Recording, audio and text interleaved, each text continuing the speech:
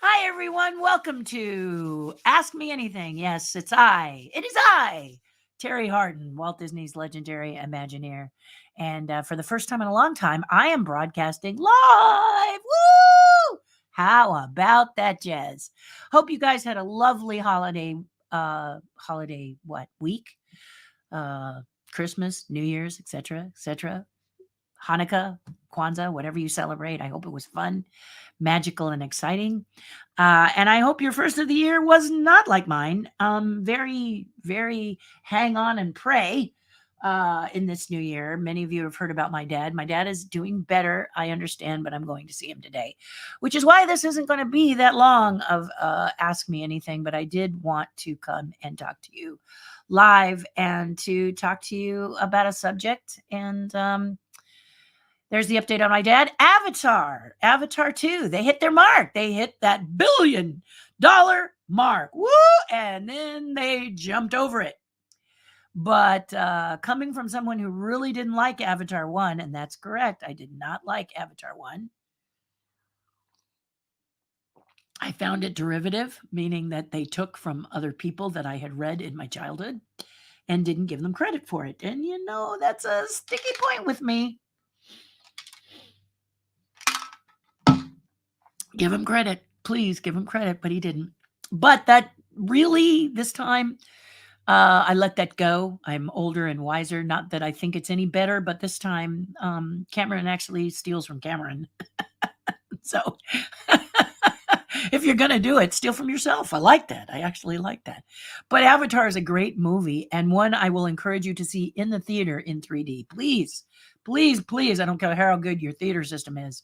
Please do not miss this in the theater. You're not going to like it if you see it on your screen at home and it's not 3D and it's not sent around sound. You're really not going to like this movie.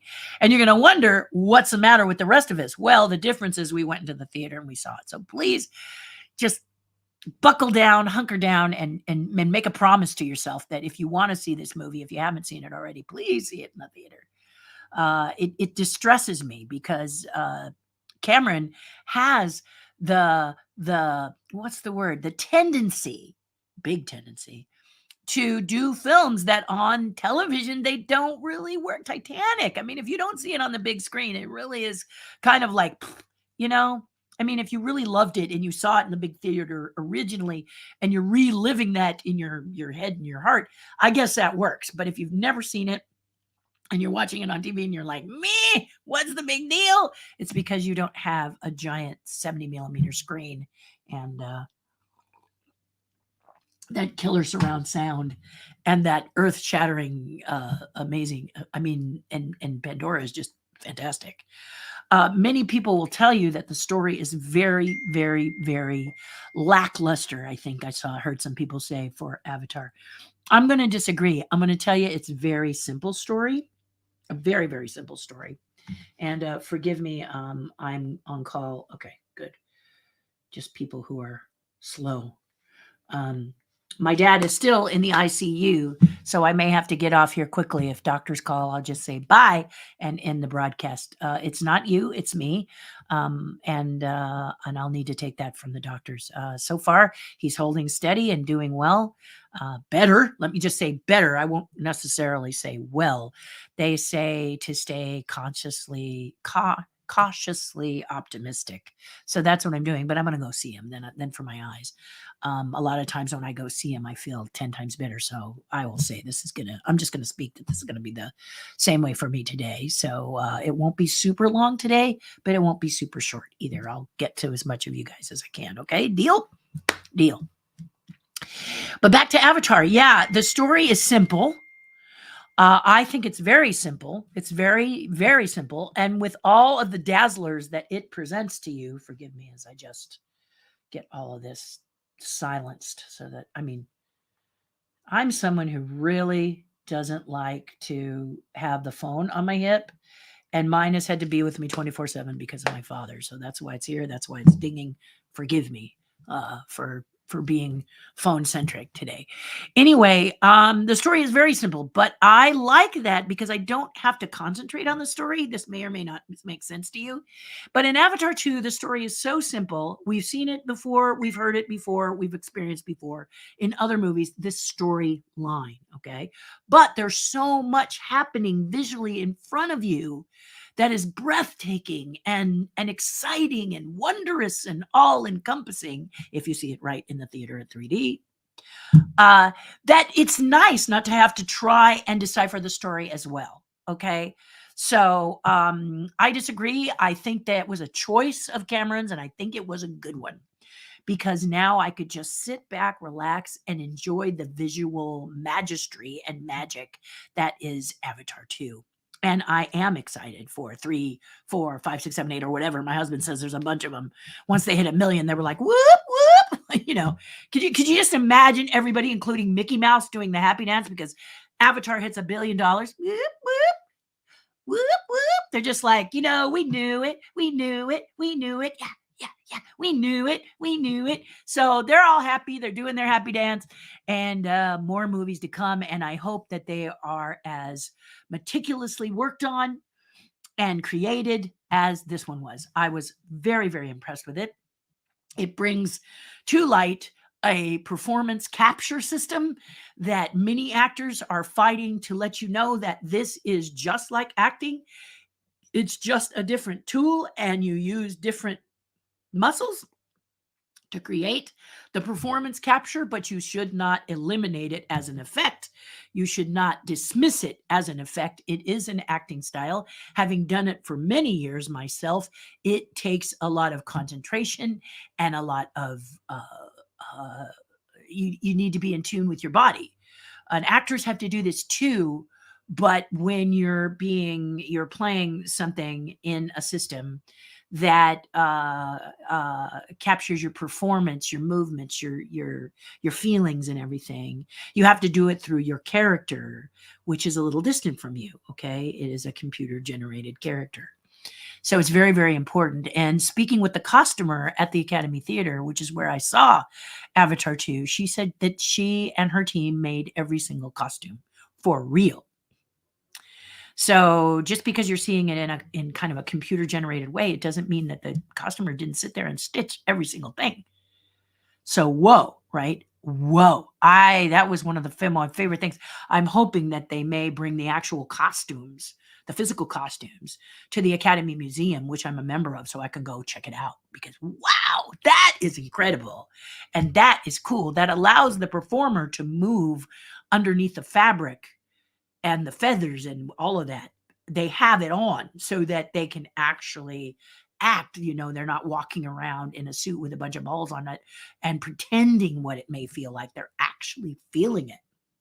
Very cool. Very, very cool. Very, very interesting. A lot of work for this film. So look for it in the Academy Awards because it's definitely going to get some awards in the technical side, and I'm hoping they get some awards on the performance side because there's some good stuff in there. Definitely good stuff. So I hope you'll go see it, and I hope you'll go see it in the way it was intended. And yeah, very exciting, very fun, very, very, very special. Very, very special. Have you seen any other movies? It's award season. So we're getting screeners because I'm a member of the Screen Actors Guild. My husband is an art director with the Academy. So we are, getting DVDs. He's getting DVDs in the mail right now, and streaming where we get these like codes that we get to like watch movies on a streaming system through our computer, our phone, or Roku TV, or whatever we've got. And we've seen some really, really, we've seen some movies that we just don't understand how they got made, why they got made, and what's the point. There's a lot of what's the points. And then there's some that kind of stand out, ones that we think are really, really, really, really awesome. Obviously, Guillermo del Toro's Pinocchio is one of those. Again, technically phenomenal, but acting-wise, magical.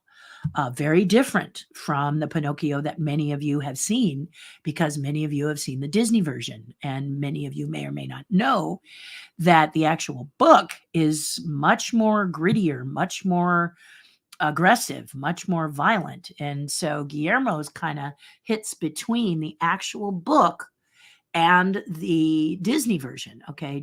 Walt read things in the book that he would absolutely not have, like the killing of Jiminy Cricket in the original book. Yeah, yeah. Pinocchio kills the cricket in the original book. Okay.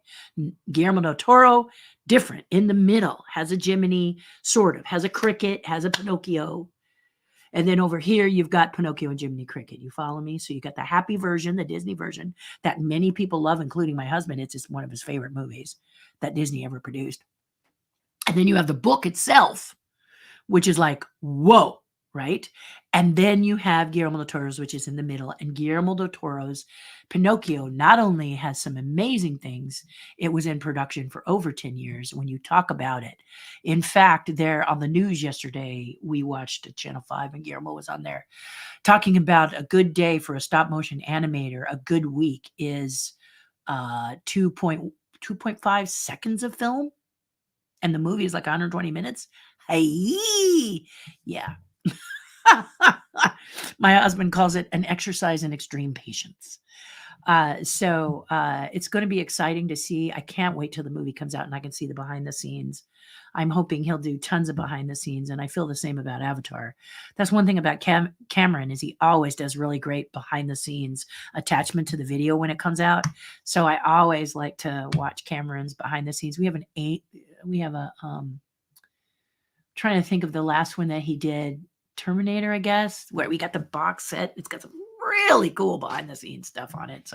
So I love that. I'm all about behind the scenes, the backstory, the how is this done, what's going on here, what's happening there. I also like the mistakes of movies and television and film. And when you stream stuff and you can watch it over and over again, you begin to find where the continuity is a little lacking. And I don't say, ha ha ha, they messed that up. No, heavens no. I just love to see, oh, look, they filmed this at a different time than that. And when they cut it together, they went, doggone it, you know, rats. But it's fun. There's a sequence in Doc Martin, and I love Doc Martin. My husband, as a Christmas gift, gave me the final series. They did 10 seasons, and season 10 was in July, but we decided to wait till December because they were going to do a Christmas special, which aired on the 31st. So he bought me a month of Acorn, which is where you can watch it. And I watched season 10, and then I watched the Christmas special. Oh, so charming, so sweet, so lovely. And but Doc Martin is a big favorite of mine. They did end with season 10 and the Christmas special. Now, chances are they could be a lot like Downton Abbey, meaning they'll come back with a movie every so often. But if they're done and they don't want to revisit the characters, then what I would love is a reunion. And I'm saying it now, the Doc Martin reunion, where we get to see where they are since they did that and how they're feeling and how their lives have progressed on. Martin Clunes, who plays Doc Martin, and his wife is the sort of main producer on it, et cetera, Philippa. It's just been wonderful to see how these things are written. And in season 10, it really got a slow start. It kind of stumbled at the starting block. Several of the episodes were kind of like, what are they doing? What did you dig some archival stuff up and just phone it in, or what did you do? But then the final 2 and then the Christmas one are just charming and lovely and very special and scary. They really scare you because when you know a season is going to end, you never know which direction a person's going to go. And so it's absolutely fantastic. So there you go. If there's movies that you've seen that you think are doing good for you, there's one called The Menu, that if violence is not your thing, or you didn't like Squid Games, pass that one up. But it's really, if it's something that you can get past that, my goodness, it really has a message that hits you in the face like a frying pan. The Menu. It's incredible. It's a credible movie. It's so chilling, but what a film. We'll see. Also, I like The Glass Onion, thought that was a lot of fun. I didn't understand it at first. I have to tell you that I was kinda looking at it as a sequel to Knives Out, but they're basically telling you a different story with similar cast. In some cases, the cast is similar and then not, kinda in the middle. Kinda like, Christopher Guest, if you ever saw what's it called? Best in Show and Waiting for Guffman. He always had that great cast of people that he always worked with, and, but they just did different things like a troupe, and so this is kinda what it feels like with Glass Onion. It's very good. It's very, very good. So, I like that, but what did you like? Why don't you, share with me what you like and or say hello or whatever you want to do. Hi there, Wendy. How are you? Good to see you. Hello, Jay. The Whale was surprisingly better than I expected. Jay, I'm dying to see The Whale. I worked with Brendan Fraser on 3 films. And oh my goodness, he was just one of those actors that has real strengths, and they were always overlooked during the time of Deadly Do Right and things like that. Jungle to Jungle. They just thought he was sort of uh, they acted as though he was kind of a cartoon character for an actor, and he really isn't. He really isn't. I don't know why, the industry tends to look at these people as somewhat superficial, because in Gods and Monsters, Brendan kills it. He's just so good in that movie. And if you haven't seen it, you should. He's wonderful. And he's a lovely person. He's a nice guy. So I was just kind of like, wow, why is he not getting the breaks that he really deserves to get? So The Whale coming out, someone else felt that way too. Director, producer, I don't know, gave him this opportunity. And I have a feeling we're going to see him all over the Academy Award nominations with The Whale. So I can't wait. I'm dying to see it. We wanted to go see it on our anniversary, but we have a friend who'd like to go see it with us, and she's still working. Oh, poor thing. No. I don't mean that. Those of you who are working, you keep doing it, because this is the future. You will get to retire. I'm going to speak that for you. And this is our first year. So we'll tell you how that rocking chair phase is doing for us. But yeah. An artist rarely retires. I said this with my Patreon page. What's that? Patreon page? Guys, you knew it was coming. You thought you were going to get out without me inviting you to Terry's Tribe, patreon.com/Terri Hardin. Guys, check it out. This year it's going to be full of really wonderful, cool things happening. Maybe not right in January, because I got to kind of close out the 2022 year with taxes and everything. But I will tell you, there's more to come on the Patreon page. So please go here, check it out, and let your voice be heard, okay? Because it's a great group of people. With like minds, and when you're really struggling like I've been with my dad, it's like landing in a bed of feathers. So I hope you will join us there. Consider it, please. Consider it, okay? All right, okay, cool. Bobby says, Happy New Year. Not a good year so far. Had to put my 19-year-old kitty to sleep. It was best for her, but very sad for you. Yes, of course. Hope your dad makes good, strong, full recovery. Thank you, Bobby. And yes, I know what you mean. For some of us, it's like being shot out of a cannon, and weird and something. But did you see, Bobby, did you see in Long Beach, Southern California, where people and kids are reading to the dogs and cats at the animal shelter there? Super cute, super sweet. Yes, they've decided that young people, many of these people are like many of the people we saw on the news report yesterday, were Girl Scouts and organizations that went down there. But you can just take your family. You can reach out to Long Beach Rescue Center, I think it's called, but just Google reading to dogs, and you read to cats, and they say it calms the animals down, especially if they have an adverse feeling towards humans.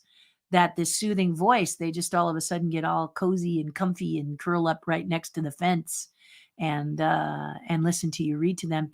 There was one that was a husky that just locked eyes on his reader and just looked like they were really listening, and she even turned and showed the pictures to him. So this might be something to help you, Bobby, with your pussycat, is to look and see. They encourage you to go to that animal shelter to read, but I'm kind of thinking if you had a couple of bucks and you could go to your nearest animal shelter and say, "Hey, I'm wondering if I could read to a couple of your dogs or cats or whatever." I can't imagine they'd say no. Maybe they would, but I don't think so. So in your area, you could sort of start the trend, of reading to these animals, and because you lost your beloved kitty, you could read to cats, and they can all give you their feline friendship and faith and love for, kind of passing some of your time over to them. Just a suggestion, Bobby, but I'll bet you'd like it. I bet you would. Joe says, I didn't see the original Avatar in the theater, but it's okay. I didn't hate it, but wasn't that wild about it. Like me, I thought it was okay. I'm not really that interested in Avatar: The Way of Water, but I'm not against seeing it. I doubt I'll see it in the theater, especially 3D, since I'm broke and I can wait. Besides, if it's particularly good without the 3D, then it's unlikely that if it's not particularly good, it's likely it's a good film. All I know is that the artist took time to paint it in a certain way. And I want you to think about you and something that you do and the way that you create it, or the thing that you present, and someone just says, no, I'll watch it this way. Um, it just kind of isn't fair. It isn't right. I mean, Cameron and the team at Disney and a lot of people came together to create this. It took a huge village to make Avatar 2. And I understand that you're broke. I get that. I understand that. And who knows? Enter a contest maybe to see it for free. Trade a barter system. Trade one of your multi-level skills for a ticket to go if it's something you want to see properly. But I highly encourage you to see it the way the artist meant to you to see it. It's kind of like telling Miyazaki I'm going to watch him on a viewfinder. Not going to have the same impact. And Miyazaki's a doggone good storyteller and does beautiful art. But to diminish his work, Miyazaki, oh wow, I really didn't like Spirited Away, but then again, I watched it on a viewfinder. You know what I mean? Just not right. Just not right. No, you gotta give the artist a little bit of kudos for it, right? He worked hard. He worked very hard. They worked hard. All of them put their blood and bone in this, and the least we can do is see it the way they wanted it to be seen. And so, there's all kinds of ways. Where there's a will, there's a way, Joe. And if you really wanted to see it, you can make it happen. You've got the ability, and you deserve to see it the right way. So keep your eyes and ears open. You never know. Something may come through, and you can see it the way it was meant to be seen. So you can give it the best opportunity, It's like watching a color film in black and white TV. Oh, I didn't like it. Of course you didn't. It was done for color. You know what I'm saying? You know this. I'm not saying anything that you don't know. And it's like colorizing a film that should have been left black and white. Okay, my opinion.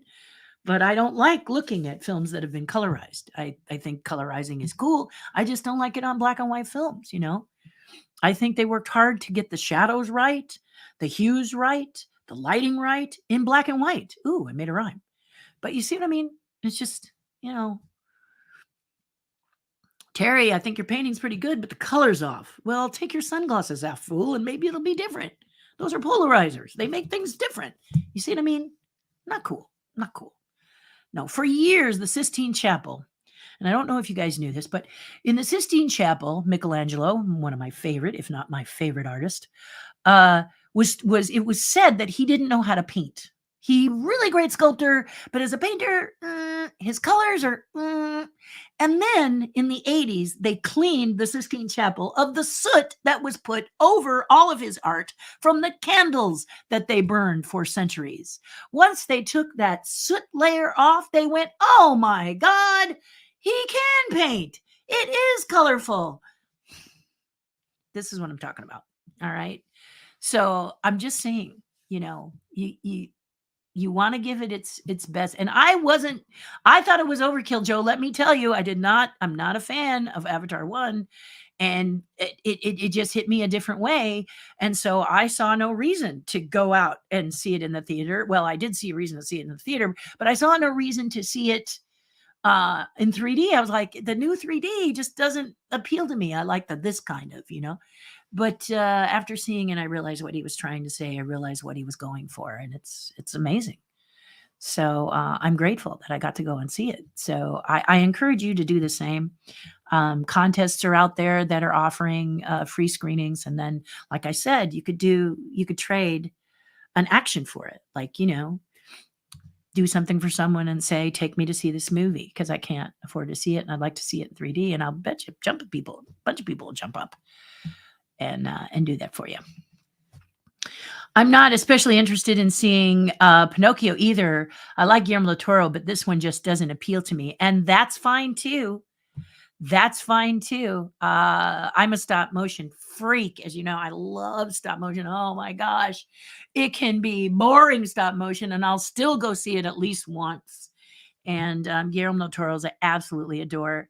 It is very different and strange and interesting, but I like it. I like it a lot. I especially like Pinocchio. He is one of my favorite Pinocchios. I just think he's got, and I love the things that Guillermo said he worked to do with the characters, not as puppets, but as actors. And that's really good because I want to do some stop motion. And so it's a great study for me, as well as being a movie that I really, really love. And then Lindsay got me the actual book, which I am dying to crack open. I have the best translation of the original Pinocchio. So I can't wait to read it. I'm really excited about reading it, but I've been so busy with my family and with life in January. I haven't got it. And it's sitting there taunting me, going, one day you'll get to open me and the world will be released to you, that sort of thing. So I love it. But, we are different people on this planet. And if you don't think that's something that will appeal to you, you've heard me say several movies that don't appeal to me. So, that's fine. That's fine. But if you're going to go see Avatar at all, you need to see it the way the artist intended. My opinion, also. I know I sound like a wet rat today. You don't. You just have your opinions. I've done the same. What's that one? Fablemans? Can't stand it. Cannot stand it. I think that a college student was a friend with Steven Spielberg and put Steven Spielberg's name on his film because it really feels like a college student did it. I don't see any Steven in it at all. I don't see those nuances that make a Steven Spielberg film so fun and enlightening. Even simple stories, Steven Spielberg does very well. So this movie just eludes me. Joe, I just don't get it. And it's probably going to get nominated. And I won't know why. It'll be like The Power of the Dog last year. Because The Power of the Dog last year got all these nominations. Everybody told me it was going to be an Academy Award winner. And I said, no, Coda's going to get it. And it did. Because I'm telling you, that was the one that was good. Power of the Dog is a dog. I'm sorry. That movie is terrible. It's got a bunch of people in it that it just, blah, blah. So I totally feel what you're saying, and this is a good place for you to be able to say it. I respect you for saying it. So no, you don't sound like a wet rat. You're just talking to us about how you're feeling, and you feel the need to tell us today, and I want to hear. So you don't need to say you're sorry. I appreciate your candor, actually. Bobby says, no, I haven't, but I know it helps them. Yeah, I think it would really do you some good, sweetheart. I know that when we lost Tilly, we didn't go and read to animals because I never thought that this was a thing when we lost our little bulldog. But Rocket came into my life a very short time afterwards, and she really helped me to. Really believe, seriously, Bobby, I believe she was sent by Tilly. So Tilly sent me this quirky little pint-sized dog, and she's just been wonderful. She gets really worried when she sees me crying. She has to stand like on my shoulders or be right against my head. She's only about this big. So she'll climb up the couch and she'll like rest, or she wants to rest like a collar on you. She just wants to make sure you're okay because she sees when I'm crying, and she can feel that pain I went through that not too long ago. And she was right there on me, and I had to say to her, I'll be okay. Just stay here and I'll be fine. But yeah, she's quite a dog. She's quite a dog. So that's why I'm saying, I know what it's like to lose a companion over a long time, for a baby or otherwise, and it's not easy. So, if you don't want to invite another fur baby into your house just yet, this is a great way to help the ones that are out there, needing some love, and you can give your love to someone, and I know that your baby will want you to do that. So that's why I said that. That's why I said that. I love your movie reviews. Happy New Year, everyone. Mwah! Yeah. Did you see? Okay, so Diane's part of Terry's tribe, and there's one movie that I really don't. I really want to encourage you not to see, and that's Babylon. Oh my lord. Oh my lord, guys. That one is long and painful to me. A very painful, exhausting, forgive me, I'm looking for something. Painful, exhausting film. And someone on our Facebook tribe page said, I'm going to go see it. And I went, no, this is how I feel about this movie, guys. This is one you should watch. You should stream, because at least you can get up, go to the bathroom, grab a snack, and it's just it's nothing's going to help it. 3D, 4D, uh, if it's an IMAX, nothing is going to save this film. It's so painful, and it's painful because maybe in some cases it's a little bit too. I don't want to say it's their opinion of the bad that people do to each other in industries today, and I just don't know if you want to sit through 3 hours of that. Okay, it's not doing a spoiler for you, it's just a warning because I love you, but that movie is seriously painful. Not as painful as last year's what was it, Gucci, where they change accents right in the middle of the movie. I don't even know. It's like they wake up and go, "Oh, we're doing really terrible accents." Uh, uh, maybe we should stop. And then they do in the middle of the movie. I mean, that is laughable. I thought they heard me when I was like, these accents are painful. There's one guy who in Gucci just did not get the memo, and he talks like this. Oh my goodness, this is a spicy meatball in a movie. I mean, aren't we past that kind of stuff? Those terrible bad accents to represent certain, a good accent is one thing, but a bad one, dear Lord, pain, pain, pain for days watching that movie. And Babylon is no different. It is a movie that just hurts, with the exception, and I'm gonna tell you, I wish I had a mark for you. Forgive me, I'm just taking care of my dirty hands because I'm an artist and I'm always got grungy fingernails. So I'm degrunging them. And then I've been working with papers. So my fingers are dry from getting hangnails from holding paper. So they were really hurting. So thank you for allowing me to just kind of be a little hand centric there. But back to this Babylon, there's a sequence. Brad Pitt does a beautiful monologue in the middle of it. Unfortunately, you have to suffer through the front and the back to get that good piece of monologue that he does. But he does a beautiful monologue in the middle where he defends being an actor. And I absolutely thought it was brilliant and really good. I'm not a Brad Pitt fan either. I know. Y'all love this man. But just he's good. It just doesn't wow me. Actors that wow me are Christopher Walken. I love Christopher Walken in films. And I loved Russell Crowe until the latest Thor movie. Then I was embarrassed for him. I thought that they were making him a big giant joke, and that made me sad. But I love Russell Crowe in things like The Gladiator. I love that movie. So many people in that movie, I love their acting performances. And I loved a movie called The Accountant.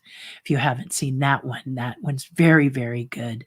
and I watch it over and over and over and over and over again. I also like Trumbo. These are older movies, but I like them because of the performances there, and sometimes the performance of the salt and pepper, the character actors that are at the back or on the sides. Those are the people. That's what I am as a character actor. So I'm impressed with character actors. Like there's a movie on Disney Plus that somebody told me to watch called Free Guy, and I thought it was cute and very interesting, but I thought what really made me love it was the actor that was his sidekick. I thought that guy was incredible, and I couldn't take my eyes off that guy. So, yeah, so this is the way kind of that I look at stuff and the way I feel, which is why my reviews are always going to be a little bit different because I'm not really star centric. A lot of times being the star is the boring role. That's the role that doesn't have a lot of fun. You know, you got to kind of drive the movie by being that sort of bland lead character. Sometimes they're very interesting, like Joaquin Phoenix in The Joker. That was a little different. But a lot of times the lead is and the characters around them is what really makes the movie worth watching. So, or the television show, because in Yellowstone, which I love, I've watched 4 seasons of it, and I hear they've got a killer 5th season, and they're going to go for another season, another season, another season, because it's really good because it has real cowboys. I used to be with a bunch of real cowboys doing barrel racing and reining technique and stuff with my horse back in the day.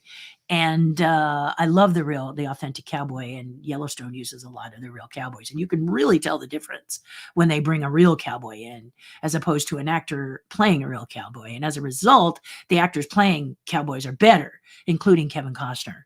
Kevin is not one of my favorite actors in a lot of his stuff, but in Yellowstone, he really brings it. He chews it up, and I'm very impressed with him. And I love to see someone rise above the ashes, so to speak. So it's not that I, hate you forever. No, no, no, no, no. I just look for something that you do. And then you got the super smart actors like Nicolas Cage, who is just a genius now. Good movie, bad movie, doesn't matter. He brings everything he's got to it, and he's working like crazy. And it's so fun to see him in some movies that are good and some movies that are terrible and some movies that are in the middle. But he just always brings a fun, interesting, entertaining character whenever he does it. And so I'm a huge Nicolas Cage fan. I just think the man is quite good. And as an actor, he's very smart because you want to work. He's not too big for the little budget movie, and he's not too small for the big budget movie. He's there to work. I'm here. I want to work. Here's my price. Put me to work, because why? This is what I like to do. Be an actor on camera. Being home, waiting for the phone to ring or marketing myself to be an actor, and not my thing. I want to be working, and the guy is just working like crazy. So I'm super excited. I love Nicolas Cage. All you need is a Nicolas Cage, like Nicolas Cage, and I'm there. So big fan of his. And I'm extra happy because he owns one of my sculptures. So he's a Terry Hardin fan too. Isn't that neat?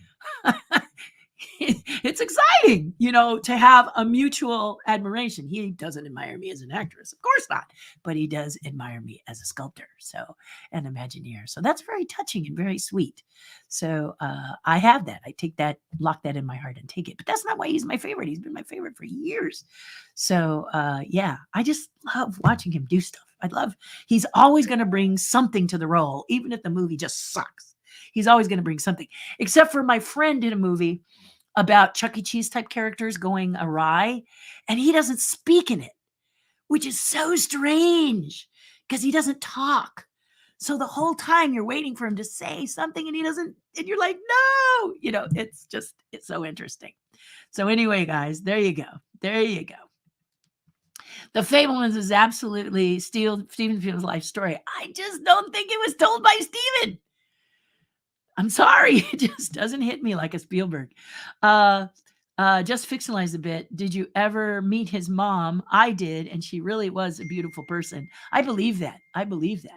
And the scene at the end was 100% true. Steven has told that story before. I'll go with you, Joe. I just think the movie was made by a friend of his. I don't think it was made by him. Check on it, his story. Check on his mom being wonderful, and check that it follows his storyline. uncheck the fact that it was made by Steven Spielberg. I think Steven loaned his name and okay, let me just give me a minute to quiet this down. Bam, there we go. Just don't want to pay attention to that right now. But yeah, it just doesn't have that Spielberg flair to me. And I missed it. I really missed it. I really feel that he let someone else tell his life story. That's the way it feels to me. I'm just saying. I loved Diane loved the Fabelman. She felt it was all about Steven when he was young. It was all about how he started his career, a tutorial for young directors. I'll give it to you. I just think it was made by a student, not Spielberg. That's my feeling for it. I felt empty.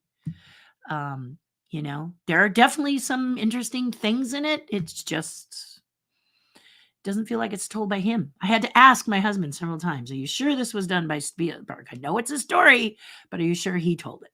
Just my biggest question of all time, guys. Bobby, I didn't care for Babylon. Truly awful. It's awful.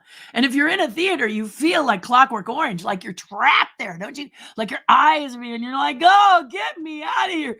Wow, that movie. Ouch. Serious ouch. Oh, really painful.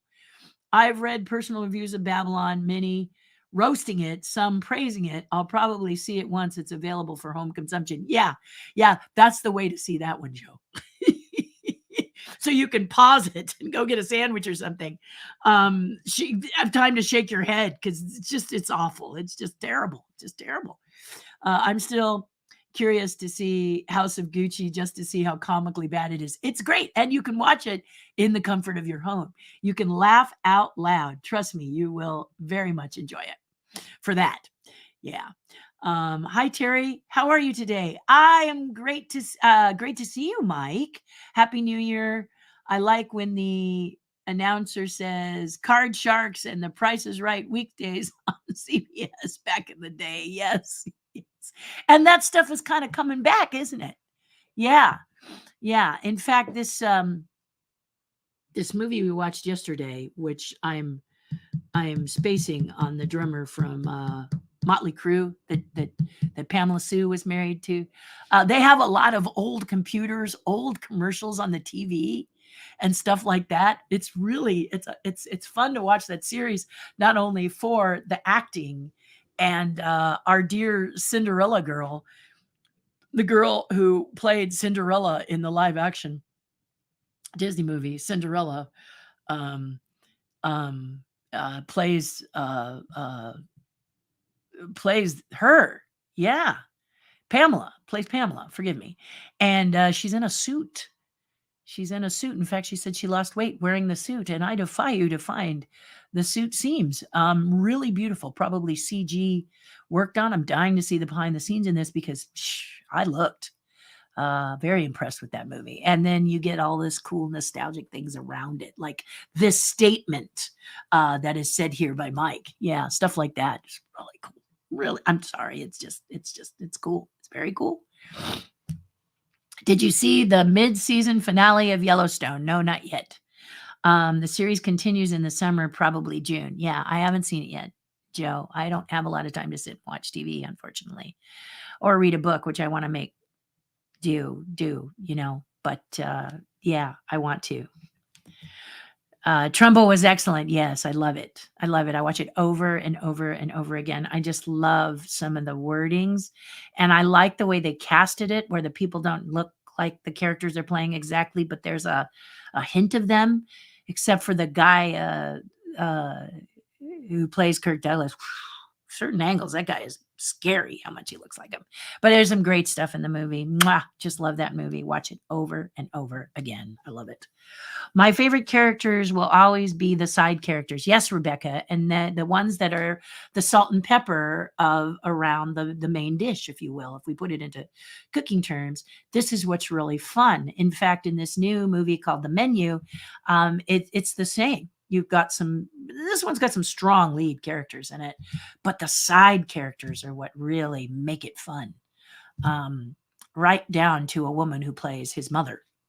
Just wow. And that's all I'm going to say about that one. But if you don't like I'm going to warn you, there is violence. So if violence is not something, if you have an adversity to it, just in general, then you may say, you want to pass on that one.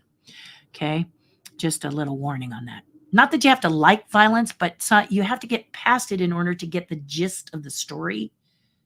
You understand what I'm saying? Like in Squid Games. Squid Games is incredibly violent, but the message behind it is incredibly strong. So if you can get past, you know, that rough, a lot of the stuff that's very rough, you'll see what they're trying to say as a Korean film. I think it's Korean. Anyway, it's amazing. It's amazing. I loved Squid Games. Didn't love the violence. Could I have done without the violence? In some cases, the violence was necessary because it's trying to tell you how far people will go when they're put in a dire situation. And then you go, how awful. You know what I mean? So, yeah, so that's kind of the feeling there. Joe says, Little Ray Howery was the sidekick in Free Guy. He also played a very mysterious character in Judas and the Black Messiah. Yes, I saw that, but I don't remember it very well. But he was so good. He was really good. He was really good. He was just so much fun to watch. And I couldn't take my eyes off him, to be honest. Just really talented. Good morning, Terry. I'm going to make an odd movie suggestion. If you're looking for something mindless and funny, check out, oh, I saw it. Weird, the Al Yankovic story on Roku. I saw this, and when it started, I really liked the first act. And then it got lost. And the final act was like, what do we do with this now? Oh, it was so sad. I really was excited about this movie. And then the front part was cool and the back part just died. My husband says there's always trouble in the third act. And with this one, there was. Broke my heart, but worth a look anyway. Nice parody, bunch of cameos, which were very good. The cameos were fun. Not Oscar material, definitely, but it can be fun. There's enough of it that's fun. I would give it a B, okay? A middle B, not a B plus, not a B minus, kind of a middle B. So it's definitely got some things there, and Weird Al endorses it, and the songs are wonderful. Like I say, the first act starts beautifully. It's the other two that kind of. So that's kind of my feeling in that. But you go see it because Paul's right. Go see it, and you don't. And if you have Roku, it's free. So you just watch it on Roku TV. It was Roku TV produced as well. So Roku TV says, "Hey, people like that, so we're going to produce more." So Roku TV is going to be kind of Netflixing out by doing their own stuff. And how exciting is that? The more the merrier, I say. The more the merrier. Stacy says, good morning. Happy and healthy new year. One of my favorite underrated movies is Defending Your Life. Oh, girl, that is so much fun. That movie is so much fun. Meryl Streep and Albert Brooks. Love the Quiet and oh, come on. Who doesn't want to be able to eat all the food they want and not gain an ounce? Didn't you just like, and the joy of it. He's always worrying and she's like, woohoo! What a great movie. That movie is so much fun. And so, and you've got, what is it? Side characters, Rip Torn, right? Just some great side characters in that movie. Just a lot of cool side characters, but our leads are very good as well. And while you're at it, Meryl Streep, it's an unusual role for Meryl Streep. And, we know her as drama, strength, the one who's won more Academy Awards that her house probably tilts like this. She has to put some Academy Awards here and put some here so that it balances. But the point is she does these little fun movies that sometimes get often overlooked, like She-Devil. If you haven't seen her in She-Devil, she's absolutely hilarious in She-Devil. And again, side characters abound and are so much fun in that one as well, just like Defending Your Life. So I agree with you 100%, Stacy. What a fun movie. In fact, I'm glad you mentioned it because I'd love to see it, go and sit and see it again. I just love it. Nicolas Cage stars in a new Western that just came out called The Old Way, 2023. Oh, I got to check it out. I'm constantly Googling him to see what new movie I've missed. And the obscure ones that maybe I didn't see in his early time. But yeah, he's fun. He's a fun actor to watch. I'm a fan. I'm a big fan. Love him in National Treasure. Sad when they replaced him. Yeah, I agree. I mean, he's just got expressive face. You know, what is it? The Rock he's really good in. The one where he's in the plane and it crashes and he's a convict. I love that one. I love those kind of movies. I just love it's just good, bad, and I'm just put his name on there and I'll go see it. That he's got someone who's dedicated to see it. Yeah, not a stalker, but sure do love his work. Maybe Fableman's told by one of Steven's kids. I'm just saying it doesn't have his mark. You know, Steven Spielberg has done some calmer films, quieter films, but they always have that Spielberg underlying power and energy. And this one felt not very unenergetic. I know it's his life. Please, I'm not telling you it's not. I'm just saying it doesn't feel like it was told by him. Maybe one of his kids. Wouldn't it be interesting if it came out that it was told by one of his kids? Then I'd go, ha ha! See, I told you. Good morning, Cindy. Stacy says yes. Rip Torn and Lee Grant and Shirley MacLaine in the past lives. But I'm telling you, some great stuff, right? Yeah, just oh, that movie's good. Stacy, that's a good one. That's a good call on that one, girlfriend. I'm with you on that. National news legend Barbara Walters passed away, and I played the ABC News 2020 theme as a tribute to her on my computer. Yes, Mike. And what a beautiful career she had. I loved when you would do the Academy Awards and then Barbara Walters would have a special with these Academy Award nominations at the back half. I always waited for Barbara Walters to interview these people. She always said really good questions, really strong questions, and made them introspect. And if you watch her in some of her past interviews with these people, she often got to their cores, and sometimes they said things that were very insightful or cried a little bit with her, and she didn't do it to hurt them. She dug deep. That was what one of her powers was, to dig deep and as gentle as she could. Sometimes not so gentle, but directive. You know, one of the things I loved is when she interviewed Bette Midler. Well, she interviewed Jim Carrey, and Jim Carrey talked about carrying a $1 million check in his wallet signed to himself as to help his brain let him know that one day he'd get $1 million. And when she interviewed him, he had made $1 million and he showed the check on her show. It was super cool.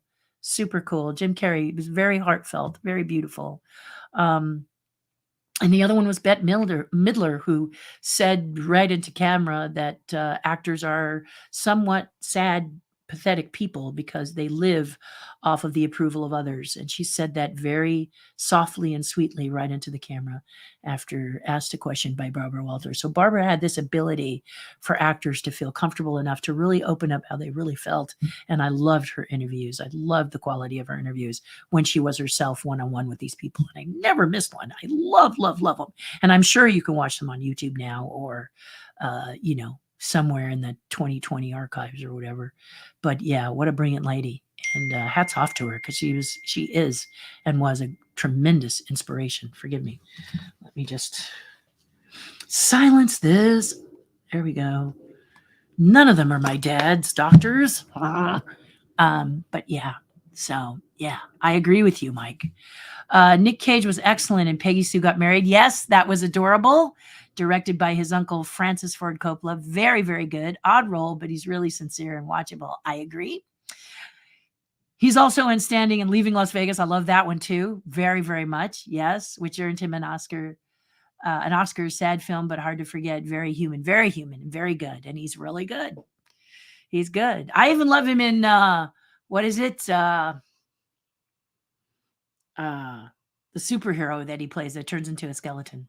Oh, gosh, I go crazy for those. Both of them. First one was better than the second one, but I love it, especially when he's trying to tell his girlfriend that he's this collector of the bad people. Gosh, I love that character. And he just really brings it. He has a great way of making that puppy face that just takes you in. Wouldn't you say, Joe? Just draws you in. He's really a talent. He's a very talented man. And I'm a fan. And with that, my friends, we are done. And I am going to say, after just under an hour, I'm going to take off here. I want to go see my dad. Thank you for your well wishes. Thank you for your continued prayers and all of the kindness that you've shown me, all of the support you've shown me. I want to tell you, I love you 100%. Have a very prosperous new year. I wish it for all of you. And I'll see you Monday. Okay. Yeah, you guys have a good weekend. Here, it's supposed to be California, that is supposed to be dry over the weekend, but then wet next week. We have had some amazingly aggressive storms, which to us in California is like the scream, oh, we just don't believe it. Sarah says, Happy New Year. Um, Stacy says, love and prayers for your dad. Thank you, Stacy. So kind of you. And Joe Penny says, have a great weekend, everyone. And on that, do something nice for someone else. It'll make you feel a whole lot better. I hope you enjoyed our little review session here. Don't worry about it. I knew what you meant, Stacy. I love you guys. My heart goes out to you. Be well, be happy, and we'll see you Monday, okay? Here's some more comments. Oh, I will. Thank you, Joe. I love when people recommend movies to me. On my way to the Walt Disney Family Museum, Cindy, that's a dream come true. The Walt Disney Family Museum, always a good place to go. Bye now. Be well. Have a good